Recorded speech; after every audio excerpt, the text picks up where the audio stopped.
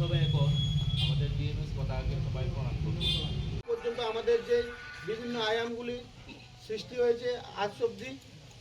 সেই প্রত্যেকটি শ্রমজীবী মানুষকে নিয়ে আমরা যাতে এক বৈভবশালী রাষ্ট্র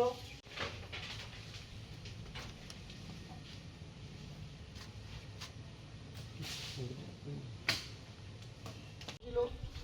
আমাদের ভারতীয় মধ্যসংঘের যে নীতি, যে আদর্শ এবং রাষ্ট্রহিতে আমাদের প্রত্যেকটি শ্রমজীবী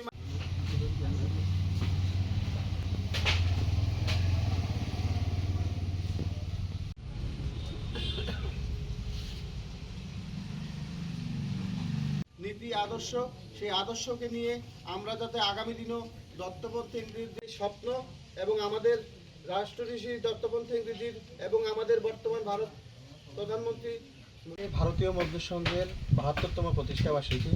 সেই উপলক্ষে আজকে সাউথ ত্রিপুরা অটোরিক্সা মজদুর সংঘের শান্তিরবাজার মহকুমা শাখার শ্রমিক ভাইয়েরা আমাদের দক্ষিণ জেলার গর্ভ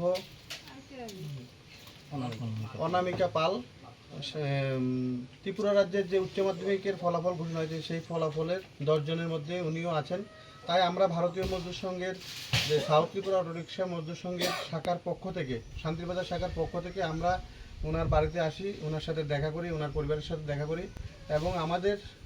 সংগঠনের পক্ষ থেকে ওনাকে একটা সরস্বতী মায়ের এবং আগামী দিন যাতে উনি আরও ভালো দেশের জন্য কাজ করতে পারেন, পড়ালেখা করে ভালো মানুষ হতে পারেন সেই আশা আমরা রাখছি এবং সামান্য আর্থিক সাহায্য আমরা ওনার পাশে এসে দাঁড়িয়েছি।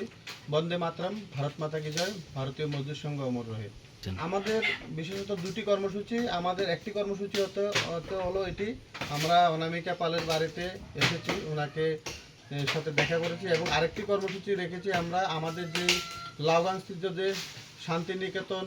অনাথ আশ্রম আছে সেই অনাথ আশ্রমে আমরা যাব এবং সেখানের কিছু ছাত্রছাত্রী